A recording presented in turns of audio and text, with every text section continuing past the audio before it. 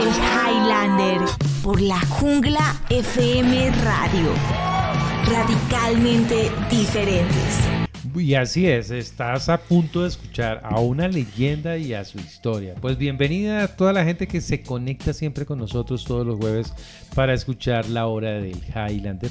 Hoy pues no nos íbamos a quedar atrás y siempre traemos a alguien muy especial, y hoy tenemos un gran invitado, alguien que la verdad aprecio mucho, que me encontré después de mucho tiempo otra vez en un Rock al Parque, y estoy muy contento de tenerlo también aquí en los micrófonos de la Jungla FM Radio. Oscar, ¿cómo estás, hermano? Muy bien, muchas gracias, Pocho, encantado de estar acá, muchas gracias por la invitación, también muy contento de ese reencuentro que hubo en Rock al Parque, realmente nunca lo imaginé, no lo esperaba, y nada, pues muchas gracias por la invitación y muy contento de estar acá.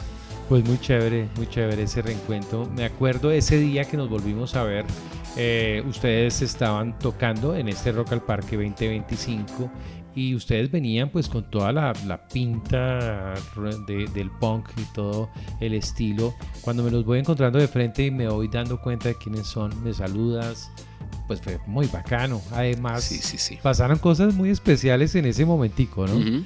¿Te acuerdas? Sí, pues nosotros ese día lo habíamos destinado como para hacer notas de prensa y todas esas cosas que giran en torno a Rock al Parque, porque el festival no solo es tocar, sino pues también hacer una serie de acercamientos con productores, con entrevistas, con una serie de personajes que giran en torno al festival, y nosotros llevamos una jefe de prensa que nos colaboró con conseguir esos contactos y esas entrevistas.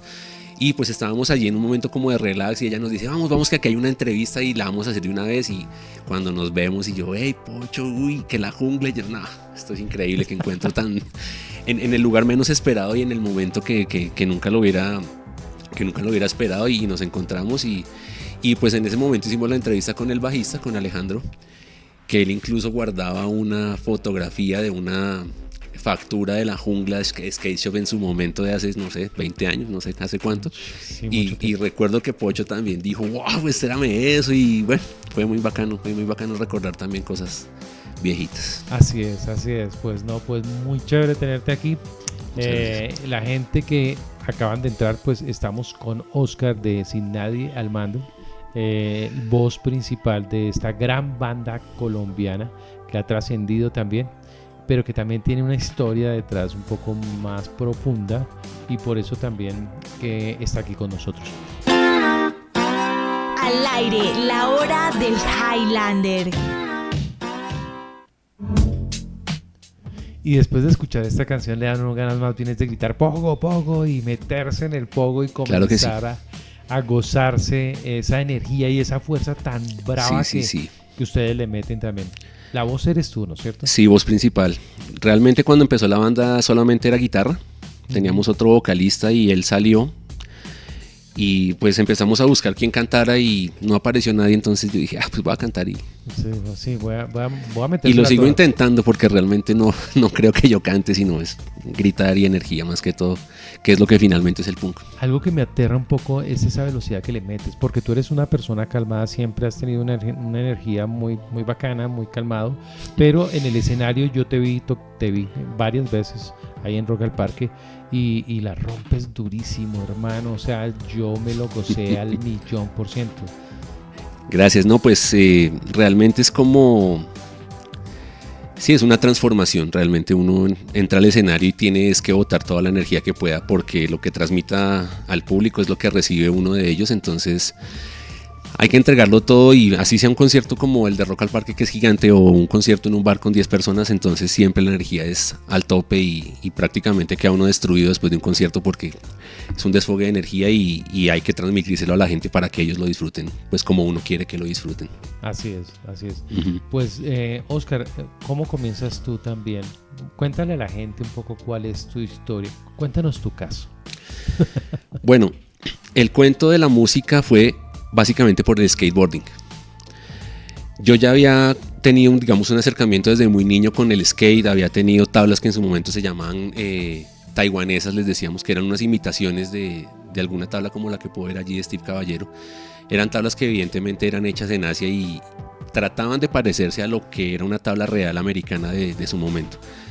Eso se compraba en San Andresito. Alguna vez yo pasé con mis padres y ay, tan chévere eso, me compraron una y empecé y aprendí a rodar.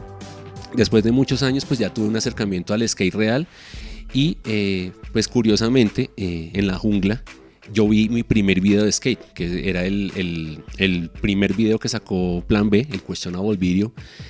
Y bueno, ese video conjuga mucha música, entre música hip hop y rap, pero también mucho punk.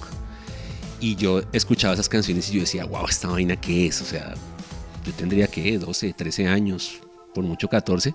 Y en esa época no existía, digamos, el acceso a la información que hay hoy en día, que tú escuchas algo y le dices a tu celular qué es lo que está sonando y de inmediato te dice género, nombre de la canción.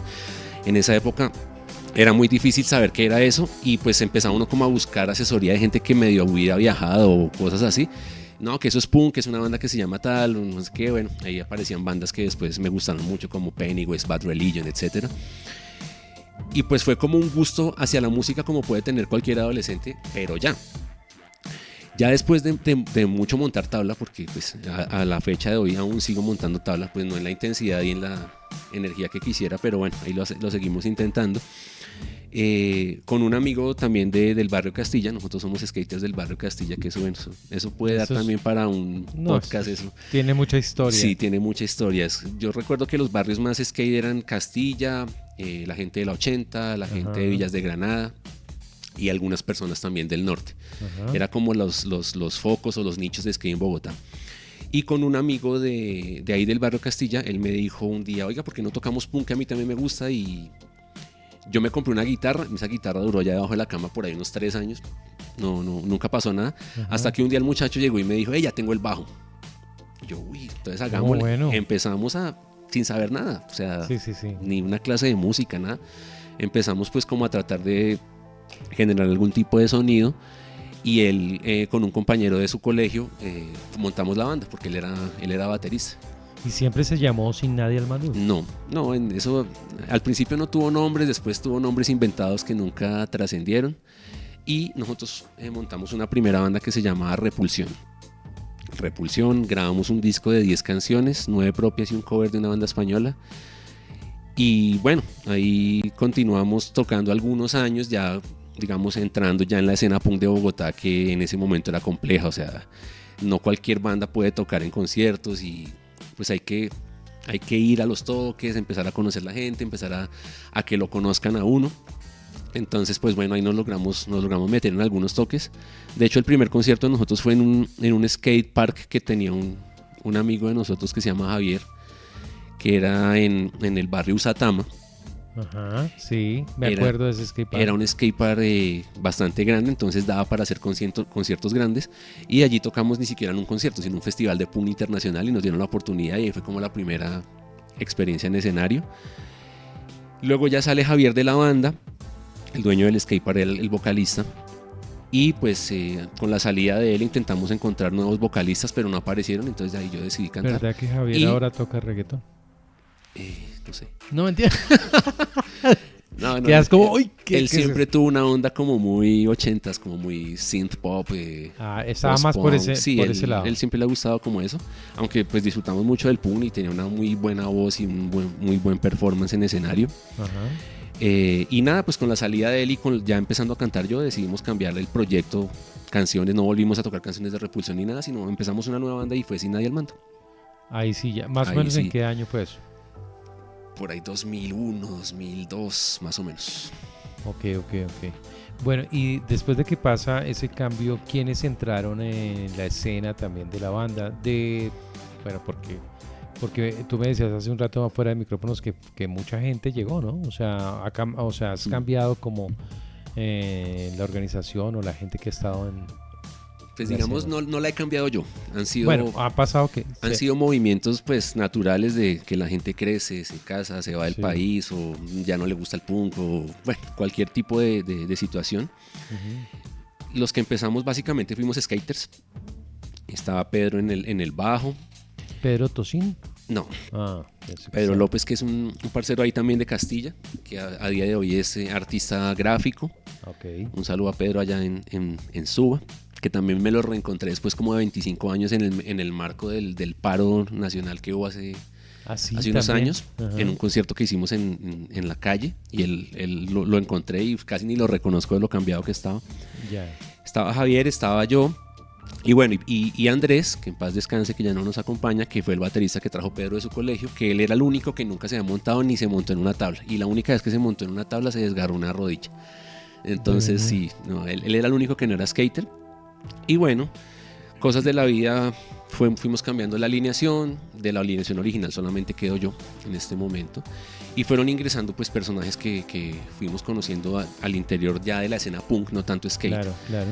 De otras bandas o que tenían otros proyectos y se fueron vinculando y fueron y vinieron, porque hubo gente que salió y volvió y luego se volvió a ir. Y más o menos hace unos 9 o 10 años hay ya una formación consolidada. Bueno, exceptuando a Luis Fer, que es el baterista, que él sí lleva con nosotros más o menos 6 o 7 años. Pero bueno, ya esa es una alineación ya consolidada y es con la Realmente que sólida. se han hecho, sí, como cosas grandes. Bueno, y seguimos aquí con Oscar. Para la gente que está entrando al TikTok también, porque estamos en TikTok, entonces chévere a todos los que están ahí. Estamos con el cantante de La Voz Líder en este momento de Sin Nadie al Mando, Oscar. Y hemos estado hablando varios temas que están muy relacionados con la música y con el skate también. ¿Por qué el punk está tan relacionado con el skate, Oscar?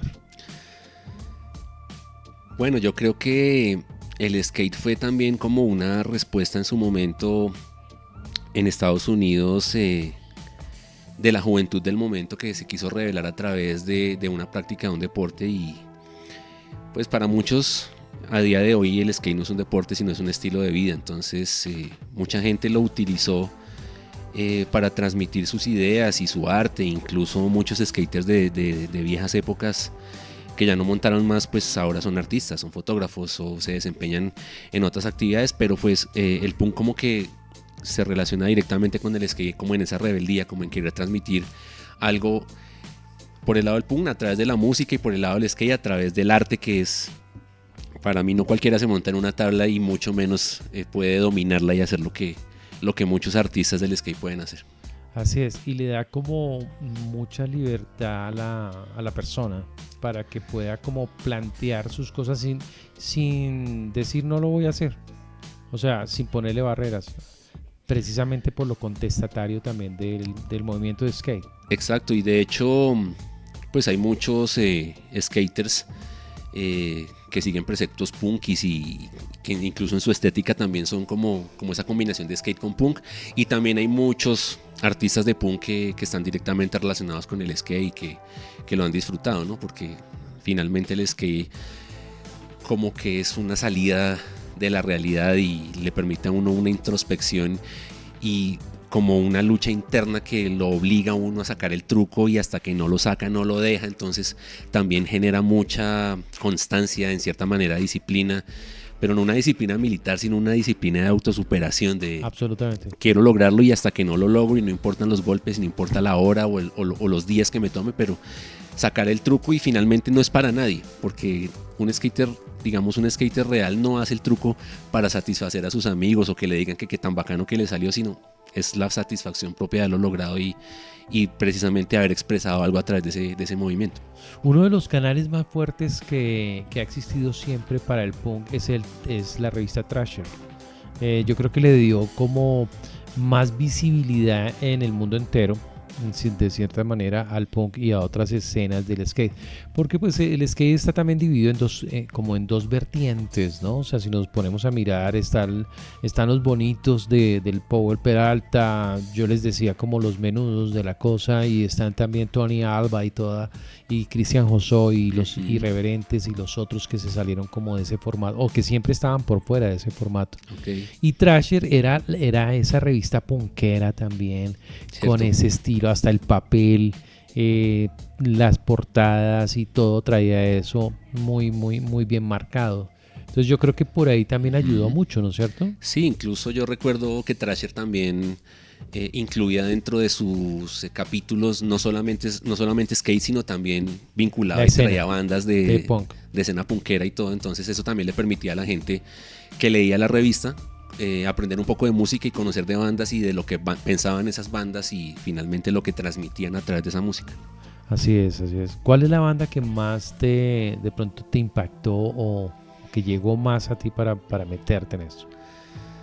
Pues bueno, como lo mencionaba, lo primero que escuché de punk fue a través de videos de skate. Y bueno, ahí, digamos, tuve acceso a bandas de punk gringo, por llamarlo de alguna manera, americano, como Bad Religion. Bad Religion para mí es una de las bandas esa es la influencia más icónica, dura, digamos, de la escena punkera en Norteamérica. También los Dead Kennedys. También. Fueron, digamos, dos bandas que marcaron así como la tendencia en mi gusto musical. Y pues ya uno metido en esa escena punkera, pues ya empieza a escuchar otras cosas de otros países y ahí entró el punk español, que pues... es muy contestatario, ¿no? Exacto, y tiene muchas bandas demasiado tesas como Escorbuto, como La Polla Records, que también influenciaron como el gusto musical y lo que en este momento es Nadie al Mando. En Latinoamérica, ¿cuál es esa banda que tú dices, esta sí tiene como lo que a mí me gusta? Porque pues esto también es muy personal. Pues bueno, en Latinoamérica, para nadie es un secreto que pues, una de las grandes vertientes del rock es Argentina. Entonces, pues bueno, ahí hay infinidad de bandas, muchas influenciadas también por el sonido ramonero. Los Ramones pues se cansaron de estar en Argentina y de tocar, entonces influenciaron muchas bandas de allá. Y pues bueno, a mí me gustan mucho Los Violadores.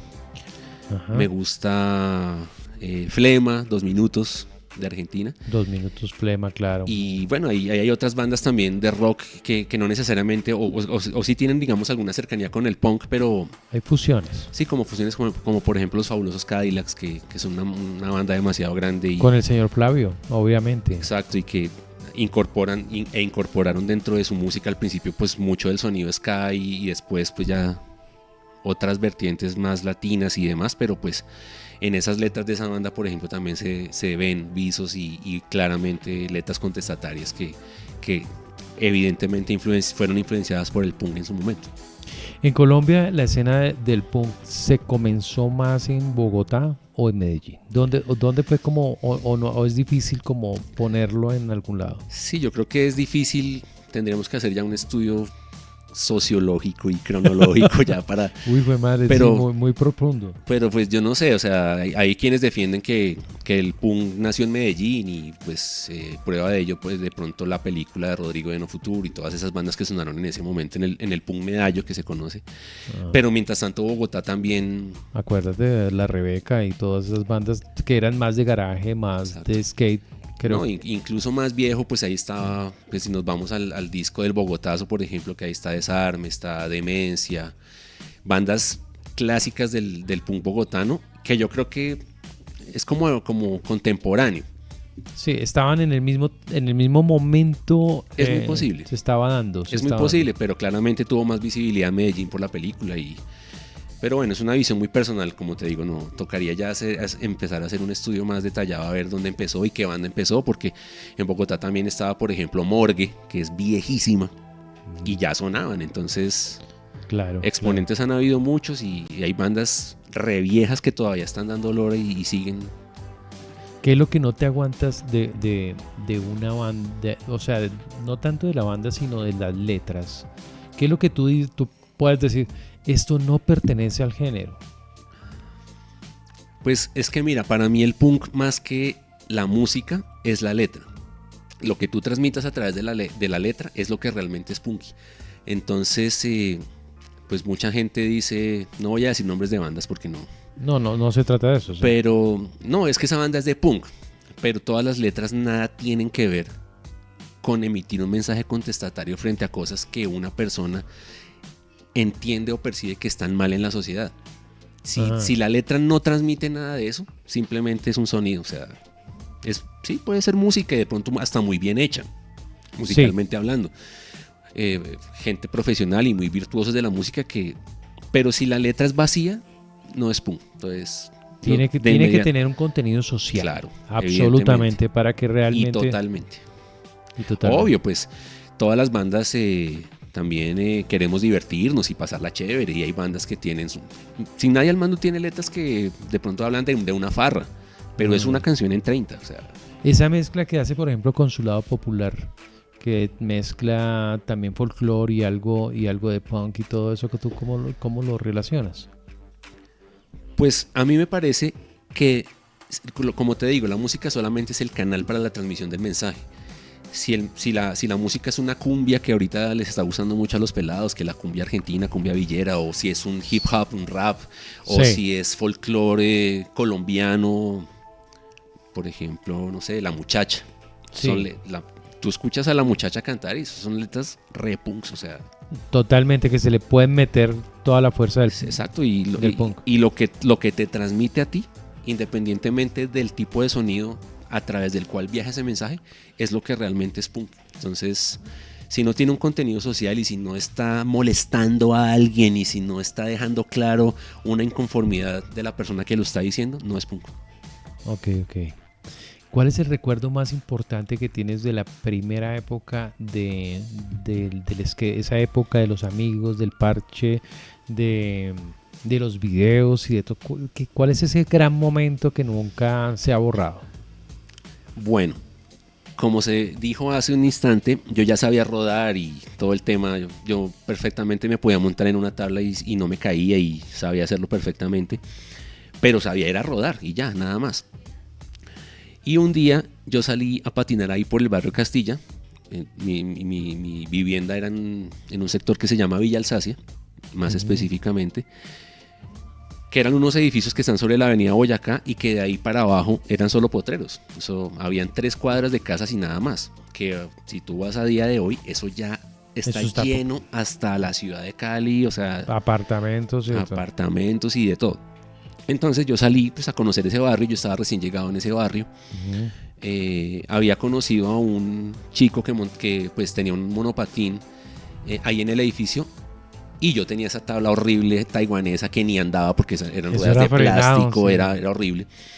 Y yo le pregunté al hombre, hey, parcero, ¿qué esa tabla qué? No, que yo la compré en un almacén de la época que tú debes recordar muy bien, que era Chicago Deportes. Claro. Entonces yo allá fui a Chicago Deportes y el regalo de esa Navidad fue una tabla Powell real, o sea, una tabla, un skate real. Y que sí. Esa fue una tabla Mike McGill. Una McGill. ¿La del elefante así no, o cuál? Es una tabla que se llama Aquarium. Tiene como unos peces de arrecife. Sí. Esa tabla yo solamente la hice en eBay, o sea, y al parecer se convirtió en un objeto como de colección o de culto. Sí, totalmente. Entonces esa fue mi primera tabla y claro, eso tenía unas ruedas bullets con unos tracks, creo que eran unos Goldwings. Bueno, y unos rodamientos que en esa época eran los GMN alemanes, que eran como lo top del momento. Claro, en ese momento no habían los bearings así de marcas. De Bones y eso no. Si tenías dinero, comprabas GMN, si no tenías tanto, SKF. Exacto, y se iba uno para la 13 por la 19 y todo eso, y allá los conseguía también. A buscar Nosotros también vivimos esa época, claro. Bacana. Bueno, el cuento es que yo salí a montar un día, a rodar, porque eso no era... Bueno, sí, era patinar, pero no era el skate que después conocí. Y a unas cuantas cuadras de mi casa me encontré con unos tipos con unas tablas iguales o similares a la que yo tenía. Y yo, ¿estos manes qué? O sea, yo no sabía. Copiando, ¿qué les pasa? No sabía que había gente que montaba, sí. Porque no era como muy común. O sea, claro. Ver un tipo en una tabla no era lo más común en ese momento. Esos personajes eran Mao, Rolando, saludos para ellos. Claro que sí, Mao en Palomino, saludo. Y a Rolando, que él vive en la Florida, en los Estados Unidos. Con él hablo a veces seguido. Con Rolando. Y bueno, entonces yo empiezo a verlos y había una alcantarilla destapada en esa calle y veo que Rolando salta. Pasa ese orificio de esa alcantarilla. Y tú dijiste, Eso sí. fue clic.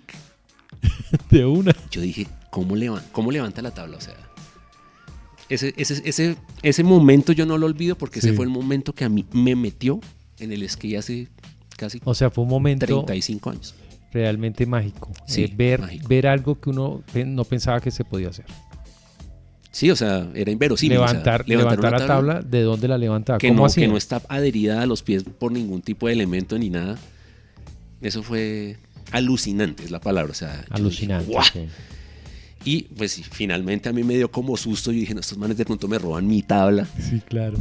Porque pues eran, en cierto sentido, eran como hasta punks. Era muy eran calle. Eran calle. Eran real skate de los 80s. Entonces, estando en los 90, pero las pintas y todo y las tablas era puro 80s. Sí. Y no, ese momento fue, como tú lo dices, fue mágico. Eso, ahí quedé pegado. O sea, yo en ese momento yo estaba en la Liga de Tenis de Bogotá, practicaba tenis. No, tú eras muy pupi en ese momento. Chao, o sea, yo no volví a jugar tenis, no volví a hacer tareas, no, o sea, skate. Skate totalmente. Ese es el momento. Cómo una cosa le puede a uno el antes y el después, ¿no? O sea, le cambia completamente el chip y lo lleva a uno a nuevas vivencias que de pronto lo identifican a uno más con su esencia. Y eso también es muy bacano. Y ahora que eso que mencionas, lo que lo va llevando a uno, o sea, si eso no hubiera sucedido, yo no hubiera conocido el skate, no hubiera conocido el punk, no tendría una banda de punk. No hubiera pasado otra nada. cosa. Estarías de pronto en cosas muy convencionales, no sé. Sí. No hubieras llegado acá hasta de vestido, podría ser. Exacto. Que no Sí. está mal, pero no hubiera sido no está mal. lo que fue. Exactamente. Y no, digamos, no cambiaría nada, o sea. Ajá. Todo lo sostendrías igual. Sí, claro, pienso que haber estado y seguir estando en la escena del skate, como que todavía lo hace a uno una persona distinta.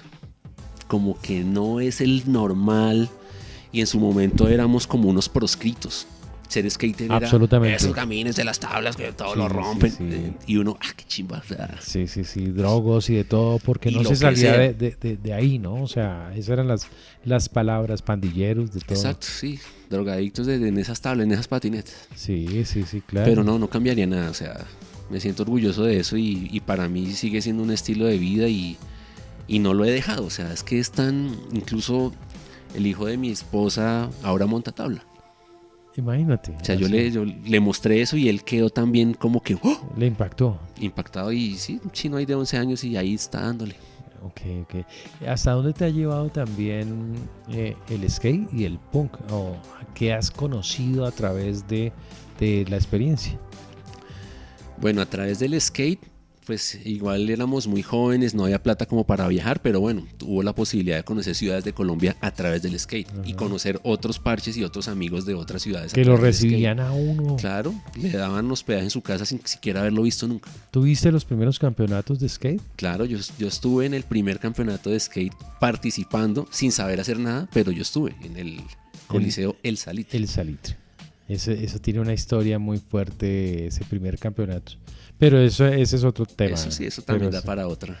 sí. Claro, yo estuve ahí en el primero y en el segundo, Ujú. pues teniendo la oportunidad de conocer skaters profesionales que en ese momento eran prácticamente semidioses que uno tenía idealizados y verlos efectivamente haciendo cosas de videos que uno... Los primeros que vinieron a Colombia ya a hacer presentaciones. Exacto. Porque antes de ellos vinieron dos profesionales, pero a hacer un comercial de Postobón. Desconozco la historia. Bueno, ahí te cuento. Vamos a empalmar ahí un poquito. Eso fue hacia por ahí unos 5 años atrás. Vino Gator, vino que montaba también para Vision. Okay. Y vino también Caravet Bonsai, que montaba para Santa Cruz. Una de las mujeres más icónicas también de Caravet, claro, es ícono. Es un ícono, exactamente. Ellos vinieron y en una bodega donde se filmaban comerciales de televisión, un amigo nos dijo que trabajaba ahí, el hermano nos dijo: aquí se está grabando un comercial de televisión, y hicieron literalmente un bowl en el escenario del lugar.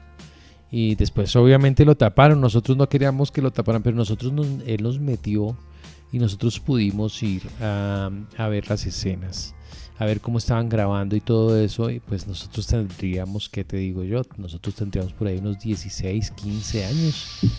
Y estuvimos ahí. Después nos dijeron dónde se iban a quedar y fuimos para que nos dieran autógrafos y todo. Se quedaron en la 98 más o menos, ya no me acuerdo exactamente. Pero ese fue el primer contacto con profesionales, ¿sí? Y con leyendas, además. Y con leyendas, sí, porque Gator fue un ícono del skate finalizando los 80s. Uno de los más grandes que desafortunadamente tuvo una mala situación, llegó a la cárcel. Wow. Y mató a su novia en una situación, no a la novia, no a la amiga de la novia. Y fue una situación bastante tenaz, pero todavía estaba en la cárcel hasta hace muy poco. Creo que que le dieron cadena perpetua. Pero era uno de los íconos, entonces fue un golpe durísimo para la escena del skate de ese momento, de Cristian Josoy, de Caballero, de Alba, de todos los de esa época. Wow, qué bien, interesantísimo. Sí, es una desconocida totalmente. Esa fue la primera vez que vinieron a Colombia. Después ya del equipo de la New Deal, que fue los que tú alcanzaste a vivir, pues ya vinieron otros más y ya el país comenzó, hasta hace poco, ya se ve a Tony Hawk. En cualquier momento llega Tony Hawk y le pega el susto a Felipe. El susto real. El susto real y lo va a encontrar en la tienda sentado. Sí, claro. O lo vamos a traer acá, porque... ese día, por favor, me invitan también. Claro que sí, ahí vamos a estar. Highlander de la semana. Y Oscar, llegamos al Highlander de la semana. Cuando llegamos a esta parte, esto es muy trascendental. No, mentira. Básicamente queremos saber cuál es tu Highlander de la semana. O sea, en esta sección tú dices algún personaje de skate o también de punk que para ti los vas a resaltar por alguna razón, porque impactaron la escena, porque siguen construyendo, porque dejaron un legado, ese tipo de cosas. Bueno, un Highlander así que se me ocurra de skate. Que no haya perdido la cabeza, porque de eso se trata. Bueno, puede que ya no esté con nosotros también. Recuerdo mucho cuando vi los primeros videos de Eric Coston. Ah, claro. Eric Coston, que su onda es como un poco más flow, como más flow, hip hop, sí. como Sí. Es un skater extremadamente técnico. Pero yo recuerdo cuando éramos bien sardinos que cada amigo o cada skater decidía como asumir un ídolo y todos hablaban, oye, ¿quién es tu ídolo? Entonces Mao decía, no, John Montesi. Sí, Montesi le estaba... Sí, o tal cual, o Felipe con Guy Mariano, o sí, aquí sí, no sé sí, quién sí. con Mike Carroll. Y yo decía, wow, Eric Coston. Eric Coston, y pues todo lo que él hizo, no solo en el skate, sino... Me refiero no solo a los trucos que hizo, sino que eran la tesos, escena. sino a lo que contribuyó también a la escena. Me parece que es un Highlander del skate. Y bueno, y volviendo un poquito más atrás, disfruté mucho también ver videos más viejos donde aparecía Frankie Hill. Frankie Hill, porque como que fue un despertar del skate de calle en medio de un ejército de skaters de bowl y de vertical. Sí. Y el hombre era pura calle, entonces también con un estilo que podría yo describir como un tris punky, porque arrasando barandas, le daba muy calle. duro, ¿no? Era agresivo. Agresivo, exacto. Entonces, bueno, sería eso. Y en el tema de música, bueno, este año tuvimos la oportunidad de tocar con el Highlander, que es Evaristo, el vocalista de La Polla Records, y de otras cuantas bandas que él ha liderado. Que bueno, fue un honor, o sea, haber estado en el mismo escenario con ese monstruo fue brutal. Y ¿qué se siente? O sea, ¿cómo se para uno ahí al lado cuando el man está tocando y dice uno, estoy compartiendo tarima con él? No, es un tema como de que uno no lo cree, porque finalmente creció 30 años escuchando esas canciones de La Polla y nunca pensó que iba a venir a Colombia. Primero, verlo. Segundo, no todos tienen o tuvimos la posibilidad de ir a Europa o a Estados Unidos o a otro país a ver un concierto de La Polla Records. Entonces era solamente el personaje, sus canciones, su música, y estaba ahí en CDs o en cassettes grabados, o los que tenían más plata en vinilos. Tuve la oportunidad de verlo cuando vino con su banda Gatillazo. Uh-huh. Y pues como que wow, qué bacano. Vimos a Evaristo y tocó unas canciones de La Polla, brutal. pero nunca pensé, voy a algún día a estar tocando en el mismo escenario abriéndole un concierto a él. Entonces, Highlander, brutal. Bueno, ese fue el Highlander de la semana y bueno, nos vamos para la última parte, nos vamos con una canción más con ustedes, pero antes de la canción me dejas pensando también en cuanto a eso de esa puesta en escena. ¿En qué países has estado también tocando? Nuestra primera experiencia por fuera fue Panamá. Tuvimos la oportunidad de tocar en Panamá gracias a un amigo que durante un tiempo como que hizo el papel de manager y ha viajado mucho como músico y también como manager de bandas, y nos consiguió unos contactos para tocar en Panamá. Fue como la primera experiencia por fuera, y a partir de eso como que nos dio ganas de hacer una gira y dijimos vámonos para Europa a ver cómo nos va.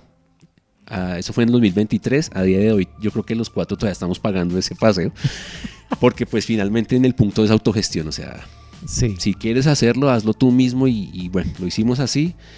Tuvimos la oportunidad de tocar en España, en Madrid, iniciamos, luego fuimos a tocar a Berlín, luego París, pasamos a las Islas Británicas, en Inglaterra tocamos en Portsmouth, en Bristol, en Londres, que pues es una meca del punk.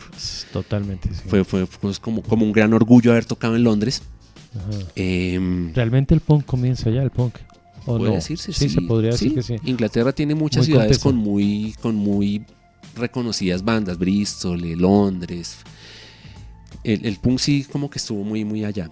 Aunque otros dicen también lo mismo que si en Medellín, en Bogotá, ¿no? Entonces otros dicen que fueron los Ramones en Nueva York. O bueno, eso también son temas de discusión. Sí, además sí, puede que las dos cosas se estén dando porque algo está pasando en el mundo entero en ese momento que se dan las cosas y comienza a confluir. Sí, exactamente. Bueno, tocamos allá, nos devolvimos, pasamos a España otra vez, tocamos en otra de las mecas que es Bilbao, que pues de ahí cerquita de Santurce es Escorbuto. Tuvimos la oportunidad de ir a esa ciudad a ver unos murales que la misma alcaldía ya les ha hecho, porque finalmente se convirtió como en una ciudad ícono del punk, porque es un turismo punk, o sea, todos quieren ir a ver dónde nació Escorbuto. Entonces allá estuvimos en Santurce, tocamos en Bilbao, pasamos a Barcelona y el último concierto de cierre otra vez en Madrid.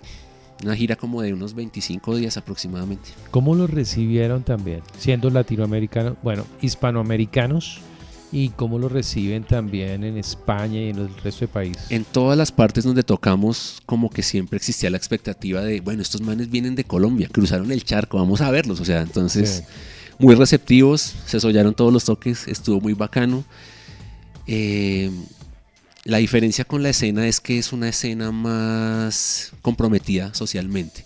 No es tanto la pinta o la farra, sino en Europa y en los sitios donde tuvimos la oportunidad de tocar, la gente es muy comprometida con causas sociales. Causas sociales, lucha contra el fascismo, son feministas, son antifascistas, son comprometidos con el anarquismo, con la autogestión. Bueno, es un tema que me gustó mucho y que yo desde Colombia lo veía muy utópico, y verlo allá realizado como que lo impulsa a uno a seguir creyendo que sí es posible tener un tipo de sociedad así. Obviamente los medios de que disponen los europeos y bueno, son diferentes a las capacidades. Y culturalmente estaban en otro momento, porque ya creo que ya todo el mundo está como más unificado en cierto modo. Sí, es como que le permite a uno seguir soñando con sociedades en torno a ideales punkis y colectivistas y antifascistas con los que uno siempre ha creído y que pensaba que eran imposibles de lograr. En cierto sentido la gente ya es más comprometida y hace cosas muy interesantes. Entonces, de hecho, en todos los conciertos donde estuvimos prácticamente nos decían, no, parceros, ustedes vienen desde muy lejos, se recogió tanta plata, poquita o mucha, lo que sea, todo es para ustedes. Entonces, así de esa forma nos trataron tanto organizadores como público. Tuvimos la oportunidad de tocar 2 veces en el bar de Sandra, que es la vocalista y bajista de Policarpa y sus Viciosas. Ella está radicada en Madrid. Nos abrió las puertas de su espacio 2 veces. Iniciamos la gira con ella y terminamos la gira con ella. Entonces, como que esa hermandad del punk fue la que nos permitió estar allá, porque finalmente nosotros los conciertos que hicimos fue gracias a amigos mismos de nosotros que nos ayudaron a conseguir las bandas amigas y los sitios y los espacios y a montar los toques. Fue mismos amigos de nosotros. La hora del Highlander. Bueno, y ya finalizando aquí también con Oscar de Sin Nadie al Mando, pues son muchas cosas las que se nos van a quedar, pero ahí está apenas, como siempre les digo a los invitados que hace tiempo no venían o que es primera vez. Esta es la primera de muchas. Muchas gracias. Sí, estaremos siempre agradecidos por la invitación. Sí, gracias Oscar por tomarse el tiempo de venir hasta los estudios de la Jungla FM Radio y estar acá con nosotros también. Bueno, ¿y qué sigue para la banda en cuanto a toques? ¿Cuál es el sueño ese que tienen? Y bueno, ¿y dónde van a tocar aquí más cercano? Bueno, este año ya creo que ya cerramos. Ahorita en diciembre no vamos a tener toques, pues los integrantes... Toque de natilla y buñuelos, ¿vale? Eso más bien sí. Este año fue un año duro, tocamos harto, tuvimos la oportunidad de tocar en grandes toques. Entonces como que ya queremos relajar este diciembre y pues cada quien lo pase en su casa y este año ya dejamos así. Estamos finalizando la grabación de un nuevo disco. Uh-huh. Entonces van a ser 12 canciones que esperamos dejarlas listas en diciembre y pues ya que el estudio se encargue de mezcla y masterización en el primer trimestre del 2026. Ahí en eso pues ya se vendrán toques. Estamos siempre abiertos a tocar donde nos inviten, a organizarlos nosotros mismos y siempre como que tratando también de tocar en conciertos que tengan causas sociales, no solamente tocar por tocar y por tomarnos unas polas con los amigos, sino que el concierto también posibilite generar algo para alguien. Y bueno, un sueño que ojalá se cumpla, no sé si el año entrante o años más adelante sería tocar en el Rebellion Fest. Bueno, ¿cómo es eso? Pues el Rebellion Fest es un festival 100% punk en el cual por lo general siempre se presentan las mejores bandas de punk que hay en la actualidad y que todavía estén tocando. Pero el festival también permite que bandas emergentes o que no han tocado en el festival nunca lo puedan hacer. Entonces vamos a intentarlo a ver si se puede. Y bueno, también otro sueño que vamos a cumplir este año que se viene es poder prensar el disco que vamos a grabar en vinilo. Entonces, ¿en qué parte a dónde lo van a mandar prensar? Hemos visto varias opciones, casi todas europeas, República Checa, Creo España. que República Checa es una de las mejores opciones. Entonces, según pues lo que he escuchado. Vamos a buscar un sitio o un sello, si se puede a través de un sello que nos pueda patrocinar algo de lo que cuesta la prensada del disco, pues genial, y si no, pues autogestionado como todo lo que hemos hecho, pero pues tener ese vestigio, no sé, o ese recuerdo de que un disco de nosotros esté en vinilo va a ser genial, porque es un formato que nuevamente está renaciendo, que a todo mundo le gusta, y personalmente a mí me gusta mucho, soy coleccionista de vinilos, entonces para mí es un sueño que mi banda tenga un disco en vinilo. Pues aquí yo también quiero uno, y yo sé que con Diego gusto, también, claro, aquí sí. Nosotros te compramos, mejor dicho, autogestionamos, hacemos, ayudamos. También le voy a traer un vinilo. A ella, hágame una canción a Coco Chanel, hágame el favor. Coco, yo te voy a hacer tu canción. Bueno, pues muy chévere, toda la gente que se quedó hasta acá, hasta lo último de la hora del Highlander, la pasamos muy rico, una charla agradable, chévere, parchadita, y no se desconecten porque seguimos 24/7 en este momento en la emisora, sigue todo el tiempo, llevamos ya 7 años 24/7 sin parar. Gracias, Oscar, muchas gracias por estar acá. No, Carlos, muchas gracias a ustedes.